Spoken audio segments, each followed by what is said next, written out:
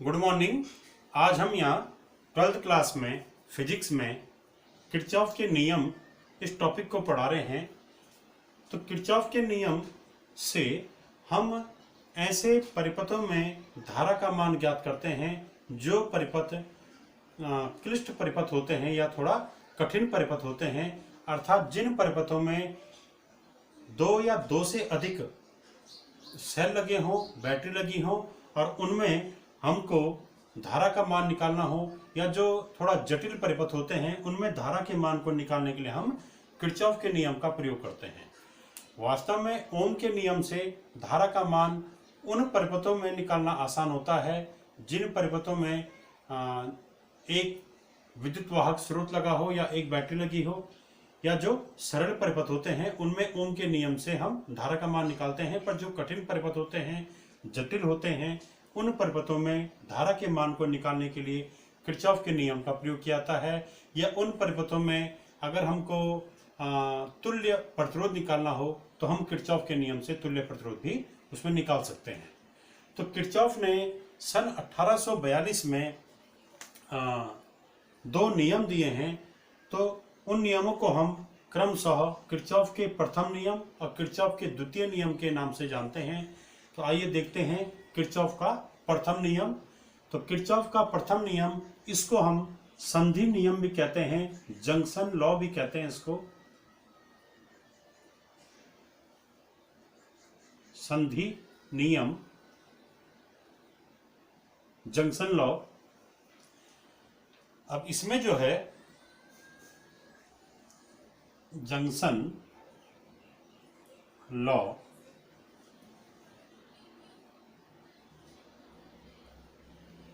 इस नियम में क्या है कि किसी परिपथ में किसी संधि पर मिलने वाली धाराओं का बीजगणितीय योग सदैव शून्य होता है। यह है किरचॉफ का प्रथम नियम कि किसी संधि पर, संधि मतलब किसी बिंदु पे, तो किसी संधि पर, जैसे यहाँ पर एक बिंदु है, ओ ये संधि हो गई। इस बिंदु पर जितनी भी धाराएं मिल रही होंगी, मिल रही से मतलब है चाहे वो धाराएं बिंदु ओ की ओर आ रही हैं, चाहे वो बिंदु बी से बाहर जा रही है, तो किसी संधि पर मिलने वाली धाराओं का बीजगणितीय योग हमेशा शून्य होता है। यह किरचॉफ का प्रथम नियम है। अब इसमें क्या है, जैसे कि यहाँ पर ये I1 और ये I2 धारा ये बिंदु O की ओर आ रही हैं, ये बिंदु O पर मिल रही हैं और बिंदु O की ओर आ रही है। और फिर ये I3, I4 और I5 ये धाराएं बिंदु O से बाहर जा रही है। ठीक है, तो बिंदु O पर हम यदि किरचॉफ का प्रथम नियम लगाएं तो इससे इसके अनुसार क्या हो जाएगा कि बिंदु O पर मिलने वाली इन सभी धाराओं का जो योग होगा वो शून्य होगा। कैसे लिखेंगे इसको, हम इसमें ये देखेंगे कि जो धाराएं इस O की ओर आ रही हैं, यानी संधि की ओर आने वाली जो धाराएं होंगी उनके चिन्ह को हम धनात्मक लेंगे, पॉजिटिव लेंगे, और जो धाराएं इस संधि से बाहर निकल रही हैं उनके चिन्ह को हम ऋणात्मक लेंगे। यानी जो संधि की ओर आ रही हैं वो धाराएं धनात्मक, जो संधि से दूर जा रही हैं वो धाराएं ऋणात्मक ली जाएंगी, उनके चिन्ह नेगेटिव लिए जाएंगे। और तब जाके हम यहाँ पर किरचॉफ के प्रथम नियम को अप्लाई करेंगे। तो बिंदु O पर मिलने वाली धाराओं का बीजगणितीय योग शून्य होगा। तो कैसे लिखेंगे इसको, यहाँ पे जैसे I1 I2 ये बिंदु O की ओर आ रही है तो I1 का चिन्ह भी क्या हो गया, धन, फिर प्लस I2, फिर I3 I4 I5 ये O से बाहर जा रही हैं तो I3 I4 I5 का चिन्ह नेगेटिव होगा। तो minus I3 minus I4 minus I5 equal to क्या हो जाएगा, 0। तो देखिए यहाँ पे I1 I2 I3 I4 I5 ये पांच धाराओं का बीजगणितीय योग शून्य हो चुका है। बीजगणितीय योग का मतलब है कि इनमें इन धाराओं के चिन्ह भी देखे जाएंगे। जो धाराएं बिंदु O की ओर आ रही हैं उनके चिन्ह क्या हैं, पॉजिटिव पॉजिटिव हैं। जो धाराएं बिंदु O से बाहर निकल रही हैं जैसे I3 I4 I5 इनके चिन्ह क्या है, नेगेटिव हैं। तो इन सभी धाराओं का बीजगणितीय योग क्या आ गया, शून्य आ गया। अब ये ऋणात्मक जो धाराएं हैं, नेगेटिव वाले टर्म, इनको इधर ले जाइए तो ये हो जाएगा I1 plus I2 equals to, ये यहाँ जाके पॉजिटिव हो जाएंगे, I3 plus I4 plus I4 plus I5। ठीक है, तो ये समीकरण नंबर 1 हो गया था, इसी को हमने ऐसा लिख दिया। तो ये क्या आ गया, I1 plus I2 equal to I3 plus I4 plus I5, यानी I1 प्लस I2 ये क्या है, I1 प्लस I2 ये इस संधि की ओर आने वाली धाराओं का योग, और I3 I4 I5 ये तीनों क्या है, संधि से बाहर जाने वाली धाराओं का योग है। तो ये I1 प्लस I2 मतलब संधि की ओर आने वाली धाराएं, संधि की ओर आने वाली धाराएं या धाराओं का योग बराबर संधि I3 plus I4 plus I5, ये क्या है, संधि से निकलने वाली धाराओं का योग। तो ये हो जाएगा संधि से बाहर जाने वाली धारा या धाराएं या धाराओं का योग। तो यानी किसी बिंदु की ओर या किसी संधि की ओर आने वाली धाराओं का योग उस संधि से निकलने वाली धाराओं, उस संधि से बाहर जाने वाली धाराओं के योग के बराबर होता है, या किसी संधि पर मिलने वाली धाराओं का बीजगणितीय योग शून्य होता है। इसी को हम किरचॉफ का प्रथम नियम कहते हैं। और इसको हम एक अन्य तरीके से लिख सकते हैं, जैसे ये है, इसको हम ये लिख सकते हैं सिग्मा I इक्वल टू 0। तो I का मतलब ये धाराएं कि धाराओं का बीजगणितीय योग, ये सिग्मा क्या दर्शा रहा है, बीजगणितीय योग। तो किसी संधि पर धाराओं का बीजगणितीय योग शून्य होता है। ये किरचॉफ का प्रथम नियम आ गया। तो यहाँ पर धाराएं आ रही हैं, इसका अर्थ ये भी है कि किसी संधि पर आने वाले आवेशों का योग, धाराएं आ रही है मतलब आवेश आ रहे हैं, तो किसी संधि पर आने वाले आवेशों का योग उससे बाहर जाने वाले आवेशों के योग के बराबर होता है, अर्थात आवेशों का क्षय नहीं होता है। तो इस हिसाब से ये किरचॉफ का जो प्रथम नियम है ये आवेशों के संरक्षण के नियम की पुष्टि करता है। किस नियम की पुष्टि करता है ये, आवेशों के संरक्षण के नियम की पुष्टि करता है। तो कई बार क्वेश्चन आता है कि किरचॉफ का प्रथम नियम किस अन्य नियम की पुष्टि करता है, तो यह कंजर्वेशन ऑफ चार्ज की पुष्टि करता है या आवेशों के संरक्षण नियम को ही बतलाता है। इसको हम ऐसा भी कह सकते हैं कि किसी बिंदु पर आने वाली समस्त स्थायी धाराओं का बीजगणितीय योग सदैव शून्य होता है। अब देखिए इसमें द्वितीय नियम,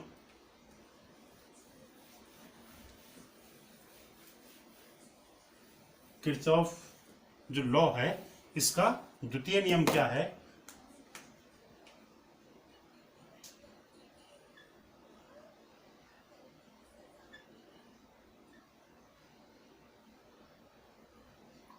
सेकेंड लॉ ऑफ किरचॉफ, इसको हम बंद पास का नियम भी कहते हैं या इसको हम पास नियम भी कह सकते हैं।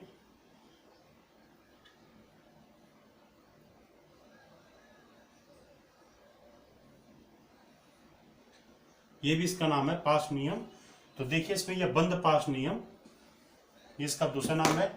तो किरचॉफ का द्वितीय नियम क्या है, इसके लिए हम क्या करते हैं, यहाँ पे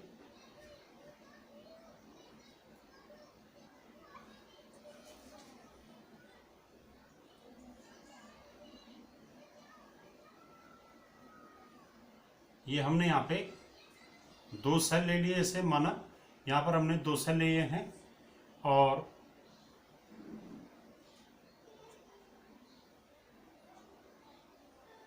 आगे देखिए इसमें इस सेल से इस सेल का विद्युत वाहक बल जैसे E1 है, इस सेल का विद्युत वाहक बल इलेक्ट्रोमोटिव फोर्स E2 है, और इस पहले वाले सेल के साथ यहाँ पर एक प्रतिरोध जुड़ा है जिसको हम R1 से प्रकट करते हैं, और इस सेल के साथ यहाँ पर एक प्रतिरोध जुड़ा है जिसको हम R2 से प्रकट कर रहे हैं। तो पहले वाले सेल से माना ये धारा आ रही है I1, दूसरे वाले सेल से धारा आ रही है माना I2। तो हम यहाँ पर देख रहे हैं E1 E2 EMF वाले दो सेल हैं, इनसे R1 R2 दो रेजिस्टेंस जुड़े हैं और इन दोनों सेलों से क्रमशः I1 I2 दो करंट्स निकल रही हैं। अब ये I1 I2 यहाँ पर आएंगी, ये I2 यहाँ पर आई, I1 भी यहाँ पर आई, तो यहाँ पर आने के बाद यहाँ ये क्या हो जाएगी टोटल करंट, ये किरचॉफ के प्रथम नियम से क्या हो जाएगा I1 प्लस I2। ठीक है कि इस बिंदु पर आने वाली धाराओं का योग, तो इस बिंदु पे कौन कौन सी धाराएं आ रही हैं I1 और I2, तो इस बिंदु की ओर आने वाली धाराओं का योग I1 प्लस I2 ये किसके बराबर होगा, इससे निकलने वाली धाराओं के योग के बराबर। तो अगर इसकी तरफ I1 प्लस I2 धारा आ रही है तो इससे बाहर भी कितनी धारा आएगी I1 प्लस I2, और तब ये धारा यहाँ से होती हुई ये ऊपर की ओर चलेगी माना। अब मैं यहाँ पर एक चाहो तो आप यहाँ पर भी एक सेल जोड़ सकते हैं, ठीक है, आपकी चॉइस जितनी हो उतने सेल जोड़ सकते हैं। इसमें मैंने यहाँ पर एक प्रतिरोध जोड़ दिया R3, ठीक है। तो परिपथ किसी भी टाइप का हो सकता है। यहाँ पे हमने यहाँ पर एक परिपथ ऐसा ले रखा जिसमें दो सेल हैं और तीन प्रतिरोध हैं R1 R2 R3, ये इस परिपथ में जुड़े हुए हैं।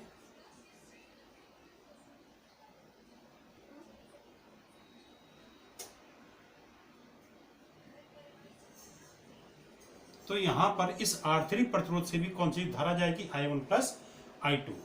अब देखिए यहाँ पे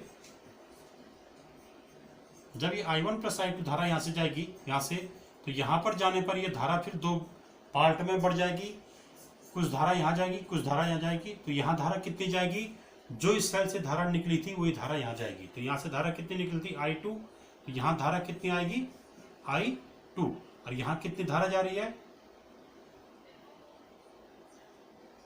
यहाँ वही धारा जाएगी जो इस सेल से धारा निकली होगी।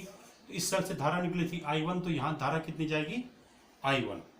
अब आइए हम किरचॉफ का प्रथम नियम लगा रहे हैं इसमें कि किरचॉफ का प्रथम नियम किरचॉफ का द्वितीय नियम क्या है कि किसी परिपथ में प्रत्येक बंद पास के विभिन्न खंडों में बहने वाली धाराओं और संगत प्रतिरोधों के गुणनफलों का बीजगणितीय योग उस बंद पास में विद्यमान विद्युत वाहक बलों के बीजगणितीय योग के बराबर होता है।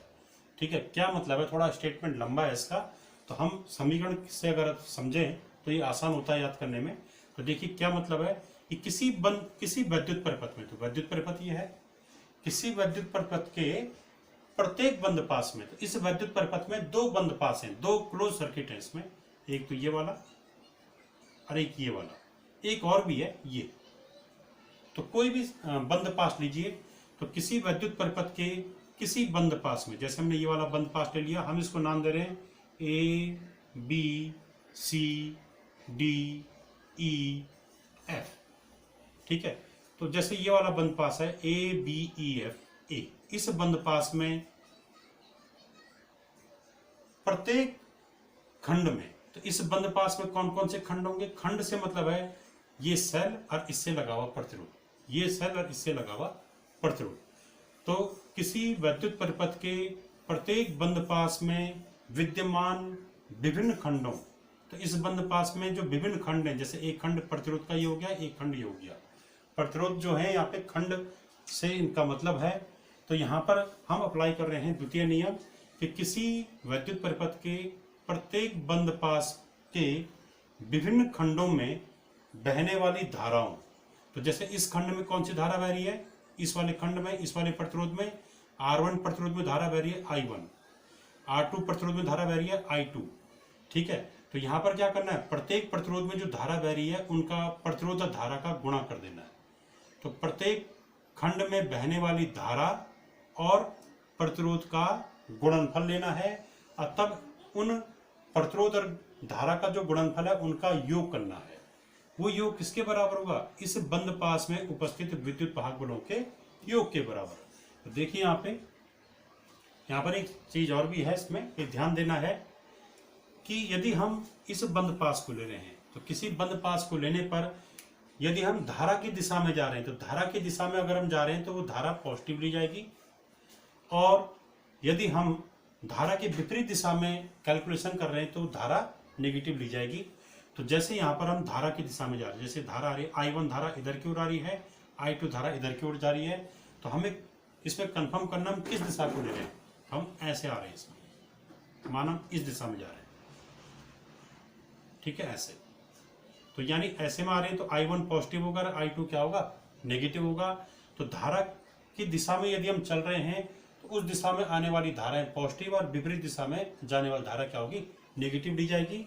और विद्युत वाहक बलों के चिन्ह कैसे होंगे कि जो वो विद्युत वाहक बल पॉजिटिव लिया जाएगा जिसकी दिशा नेगेटिव से पॉजिटिव की ओर होगी। जैसे हम ऐसे आ रहे हैं, ऐसे आने पे यदि इसमें क्या हो रहा है, यदि हम धारा की दिशा में जाने पर हम बैटरी के अंदर नेगेटिव से पॉजिटिव की ओर आ रहे हैं। यदि हम जिस दिशा में जा रहे हैं उस दिशा में जाने पे हम बैटरी के अंदर नेगेटिव से पॉजिटिव की ओर आ रहे हैं तो विद्युत वाहक बल पॉजिटिव होगा, ठीक है। और यदि हम ऐसी दिशा में जा रहे हैं जिसमें जाने पर बैटरी के अंदर हम नेगेटिव से पॉजिटिव नहीं जा रहे हो बल्कि पॉजिटिव से नेगेटिव जा रहे हो, तो तब वो विद्युत वाहक बल क्या होगा, नेगेटिव होगा। तो यहाँ पर अप्लाई करें इसको, द्वितीय नियम को। एक बार दोबारा बोल रहा हूं मैं कि किसी विद्युत परिपथ के विभिन्न बंद पासों के विभिन्न खंडों में बहने वाली धारा और संगत प्रतिरोधों के गुणनफलों का बीजगणितीय योग उस बंद पास में उपस्थित विद्युत वाहक बलों के बीजगणितीय योग के बराबर होता है। या ये भी कह सकते हैं, इसके एक दूसरा तरीका कहने का कि किसी विद्युत परिपथ में प्रत्येक बंद पास में विद्युत वाहक बल और विभवांतरों का बीजगणितीय योग हमेशा शून्य होता है। इस प्रकार से भी हम इसको कह सकते हैं कि प्रत्येक बंद पास में उपस्थित विद्युत वाहक बलों और विभवांतरों का बीजगणितीय योग सदैव शून्य होता है। ये भी किरचॉफ का द्वितीय नियम है। ये ऊर्जा संरक्षण के नियम की पुष्टि करता है। ये नियम तो अप्लाई कीजिए इसको। तो हम यहाँ पर बंद पास ले रहे हैं, यहाँ पर इस बंद विद्युत परिपथ में हम यहाँ पर ले रहे हैं बंद पास A B E F A में, A B E F A में। इसमें देखिए, इसमें दो खंड हैं, एक खंड ये है, एक खंड ये है। इन खंडों में बहने वाली धारा, तो इसमें कौन सी धारा आ रही है, I1 इंटू ये I1 के संगत प्रतिरोध क्या है, R1। तो ये इस खंड में आने वाली धारा गुणा गया ये प्रतिरोध, ठीक है। फिर दूसरा खंड कौन है, I2 ये वाला। इसमें धारा कौन सी आ रही है, I2, और इसके संगत प्रतिरोध कौन है यहाँ पे, R2। तो इनका क्या ले लिया, इनका भी यहाँ पर गुणा कर दिया। तो यानी प्रत्येक खंड में हम क्या कर रहे हैं, धारा और प्रतिरोध का गुणा कर रहे हैं। यहाँ I1 आ रही धारा तो I1 R1 हो जाएगा, यहाँ धारा क्या आ रही है I2 तो I2 R2 हो जाएगा। अब चिन्ह देखिए, चिन्ह क्या होगा, इसका चिन्ह क्या लेंगे, हमने ये ऐसा बना रखा है। तो ऐसे में क्या होगा, यानी इस डायरेक्शन में आने वाली जो धारा है वो पॉजिटिव ली जाएगी। तो यानी कौन सी धारा आएगी, पॉजिटिव, I1 धारा पॉजिटिव आएगी। और ये जो I2 है, ये I2 ऐसे बह रही है तो I2 धारा नेगेटिव आएगी। तो I1 का चिन्ह पॉजिटिव, I2 का चिन्ह नेगेटिव, ठीक है। तो I1 R1 minus I2 R2 equals to, और कोई प्रतिरोध नहीं है इसमें, ये दो प्रतिरोध है, ये ले लिए दो प्रतिरोध, और इनमें बहने वाली धाराएं I1 I2 हैं, ये ले लिया, ठीक है। तो I1 R1 into I2 R2 किसके बराबर होगा, ये होगा इस बंद पास में उपस्थित विद्युत वाहक बलों के योग के बराबर। तो इसमें विद्युत वाहक बल कौन से हैं, दो सेल है तो दो विद्युत वाहक बल होंगे, E1 और E2। तो इनका योग कैसे लेंगे, यहाँ देखिए हम ऐसे ये इस डायरेक्शन जा रहे हैं, इस डायरेक्शन का मतलब है ये यहाँ से आ रहे हैं, यहाँ से जब हम आ रहे हैं तो इस वाले में हम नेगेटिव से पॉजिटिव की ओर जा रहे हैं, इसलिए यहाँ पर E1 का चिन्ह होगा पॉजिटिव, ये पॉजिटिव ले जाएगा। और देखिए ऐसे आ रहे हैं हम, तो ऐसे आने पे इस वाले सेल में हम पॉजिटिव से नेगेटिव की ओर जा रही है, ये ऐसा आ रहे हैं। तो इस दूसरे सेल में हम पॉजिटिव से नेगेटिव की ओर जा रहे हैं, इसलिए E2 क्या होगा, नेगेटिव होगा।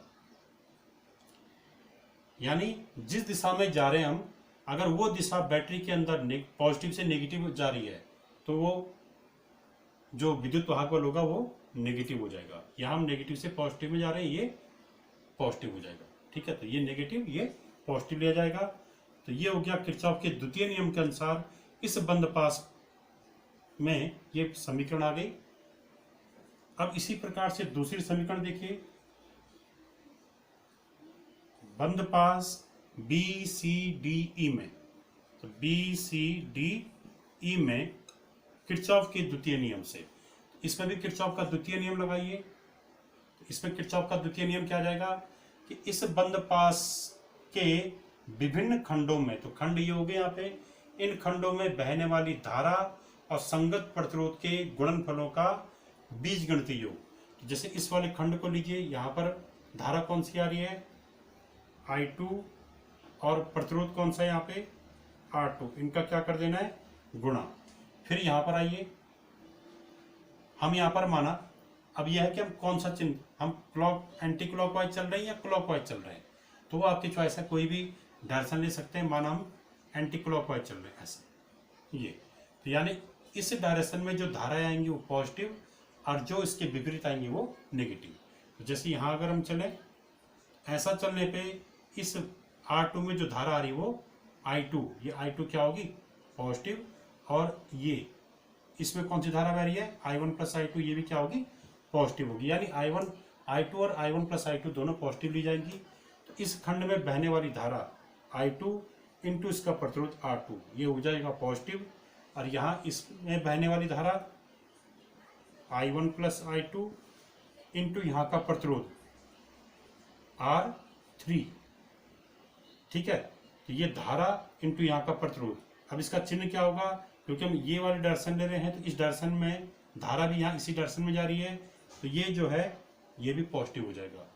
तो धारा और प्रतिरोध के गुणनफल, धारा और प्रतिरोध का गुणनफल का ये बीजगणितीय योग हो गया।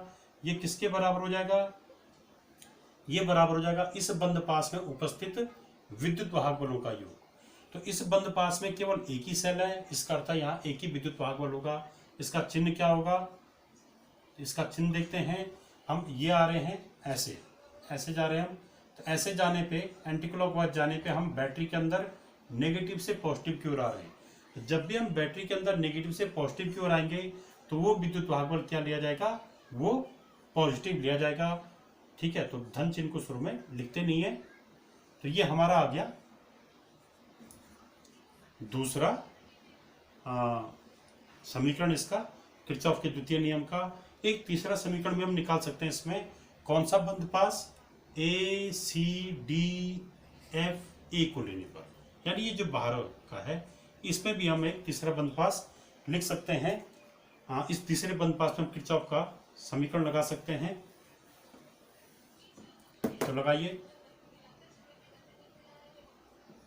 बंद पास A C D F A में, A C D F A में किरचॉफ के द्वितीय नियम से, तो लगाइए। जब हम इसको देखेंगे तो इस वाले को आप इग्नोर कर देंगे, इसको हम नहीं देखेंगे उस समय, क्योंकि हम केवल ये बाहरी बार देख रहे हैं। तो इस वाले बंद पास में संगत प्रतिरोध कौन है, खंड कौन है R1 और R3, इनमें बहने वाली धारा कौन है, इसमें I1 धारा बह रही है, इसमें कौन धारा बह रही है I1 प्लस I2, और यहाँ पर विद्युत वाहक बल कौन आएगा केवल E1, ये वाला काउंट नहीं होगा, ठीक है।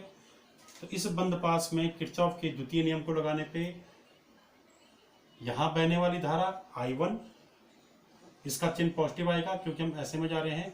अगर हम एंटी क्लॉकवाइज जाए तो एंटी क्लॉकवाइज डायरेक्शन करने पर ये धारा I1 पॉजिटिव इंटू यहाँ का प्रतिरोध, हर बार क्या करना है धारा इंटू प्रतिरोध, ठीक है, कि किसी खंड में बहने वाली धारा गुणा क्या उस खंड का प्रतिरोध। तो I1 का चिन्ह यहाँ क्या आ जाएगा पॉजिटिव, क्योंकि हम एंटी क्लॉकवाइज जा रहे हैं, धारा भी एंटी क्लॉकवाइज जा रही है, तो यहाँ पर I1 पॉजिटिव आएगा। फिर दूसरा खंड कौन आ गया, ये वाला, यहाँ पर बहने वाली धारा क्या है I1 प्लस I2 इंटू इसके संगत प्रतिरोध क्या है R3। अब इसका चिन्ह क्या आएगा, क्योंकि हम एंटी क्लॉकवाइज जा रहे हैं तो I1 प्लस I2 भी क्या आएगा पॉजिटिव आएगा, क्योंकि ये धारा भी एंटी क्लॉकवाइज जा रही है। इक्वल टू क्या हो जाएगा, इस बंद पास में उपस्थित विद्युत वाहक बलों का योग। तो इस बंद पास में केवल एक ही विद्युत वाहक, एक ही सेल है, तो ये वाला विद्युत वाहक बल आएगा। तो जब हम एंटी क्लॉकवाइज जा रहे हैं ऐसे, ऐसे जा रहे हैं ऐसे, तो ऐसे जाने पे हम बैटरी के अंदर नेगेटिव से पॉजिटिव की ओर जा रहे हैं, तो नेगेटिव से पॉजिटिव की ओर जाने पे ये E क्या होगा पॉजिटिव होगा। तो ये E1 है तो E1 का चिन्ह पॉजिटिव आ गया। तो ये समीकरण नंबर 3 आ गई। तो हमने यहाँ पर तीनों बंद पासों के लिए किरचॉफ के द्वितीय नियम को अप्लाई किया है। और किरचॉफ का द्वितीय नियम जो है ये ऊर्जा संरक्षण के नियम की पुष्टि करता है। और यहाँ पर ऊर्जा संरक्षण के नियम की पुष्टि क्यों करता है? क्योंकि किरचॉफ के द्वितीय नियम को हम एक दूसरे रूप में कह सकते हैं कि प्रत्येक बंद पास में विद्युत वाहक बल और विभवांतरों का बीजगणितीय योग शून्य होता है। तो जैसे यहाँ पर विभवांतर से क्या मतलब है, जैसे यहाँ पर विभवांतर कितना होगा, ये होगा यहाँ I इंटू आर, यहाँ पर I के पे क्या है I1 इंटू R1। तो ये I1 इंटू R1 क्या है, ये यहाँ का विभवांतर है। ये I1 plus I2 into R3 क्या है, ये यहाँ का विभवांतर। यहाँ पर विभवांतर क्या होगा, ओम के नियम से V इक्वल टू IR। तो यहाँ का V क्या होगा, ये I और ये R, यानी यहाँ पर विभवांतर क्या होगा I1 plus I2 into R3। तो हम ये देख रहे हैं जैसे इस बंद पास में विभवांतरों का योग क्या आ गया, यहाँ पर आ गया I1 R1 प्लस यहाँ पर आ गया I1 plus I2 into R3। तो ये हो गया विभवांतरों का बीजगणितीय योग बराबर इस बंद पास में उपस्थित विद्युत वाहक बलों का बीजगणितीय योग। तो किरचॉफ के द्वितीय नियम को ऐसा भी लिखा जाता है sigma V equal to sigma E, कि किसी बंद पास के किसी विद्युत परिपथ में प्रत्येक बंद पास में विभवांतरों का बीजगणितीय योग विद्युत वाहक बलों के बीजगणितीय योग के बराबर होता है। या ये कह सकते हैं कि प्रत्येक बंद पास में विद्युत वाहक बल और विभवांतरों का बीजगणितीय योग शून्य होता है।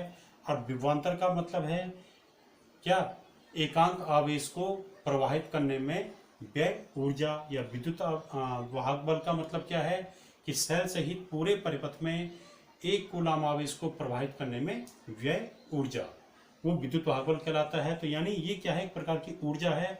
अतः यहाँ पर ये ऊर्जाएं आपस में बराबर हैं, अर्थात किरचॉफ का द्वितीय नियम ऊर्जा संरक्षण के नियम की पुष्टि करता है। तो आज हमने यहाँ पर किरचॉफ के प्रथम और द्वितीय नियम को पढ़ा और इसके द्वारा हम जटिल परिपथों में या किसी परिपथ में धारा के मान को ज्ञात कर सकते हैं। Thank you.